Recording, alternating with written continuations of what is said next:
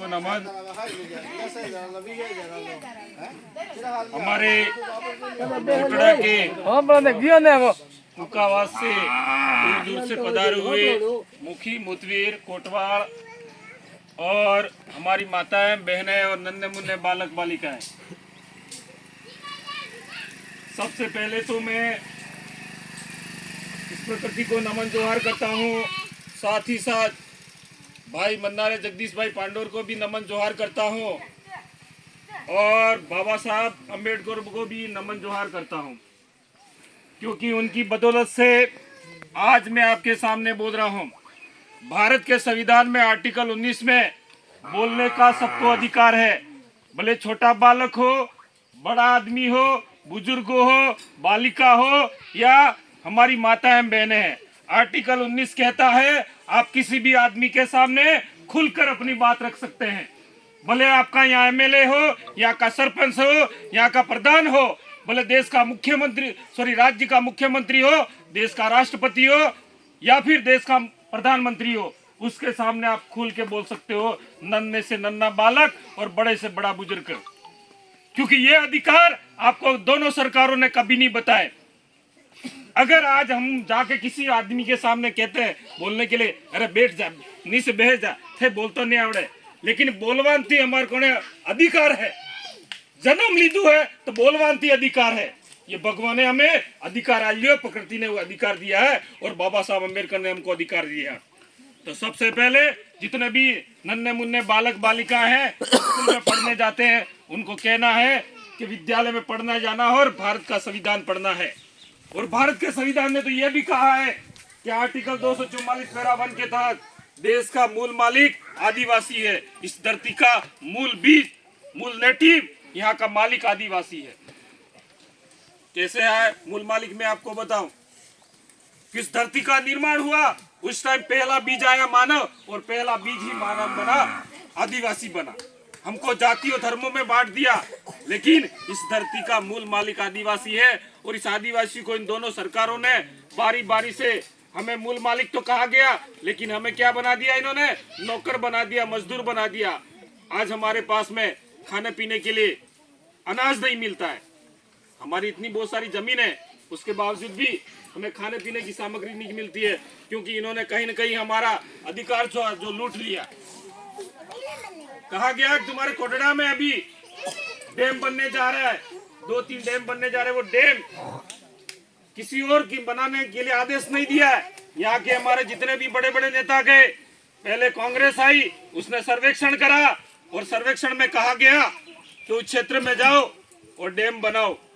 और दूसरी सरकार आई बीजेपी, उसने बराबर साइन करके दे दिया। और किसने नहीं करा, किसने नहीं करा, वो आप सब जानते हो। पहले बिल पारित करा कांग्रेस ने और साइन करे बीजेपी ने। अगर ये दोनों आदमी साइन नहीं करते तो शायद तक हमारी ये जमीन नहीं जाती। और जमीन भेजने वाले बारी बारी से ये सरकार है। अगर तुम लोगों से ये तुम्हें अठे उठाव दी था कि थोड़े सोरिन थोड़ा मोमा मोहर उठाव दी है तो थोड़े कठे ले जान नोक दी, थोड़े कठे मलबू करवो सब बंद थाई जाए। अगर अनी सरकारें अब की बार हरावनी है, तुम्हारे जगदीश भाई ने ननका पाई है, दिनेश भाई पांडोर, इनको भारी मतों से विजय बनाना है और इस गेड़ी पर वोट देना है। और जल जंगल का अगर अधिकार लड़ सकता है तो भारत आदिवासी पार्टी ही लड़ सकती है। अगर आज आप लोगों ने वही 70 साल वाला नियम अपनाया तो शायद तक मुझे लगता है कि नन्हे मुन्ने बालक है, ये इनकी कंडीशन खराब हो जाएगी।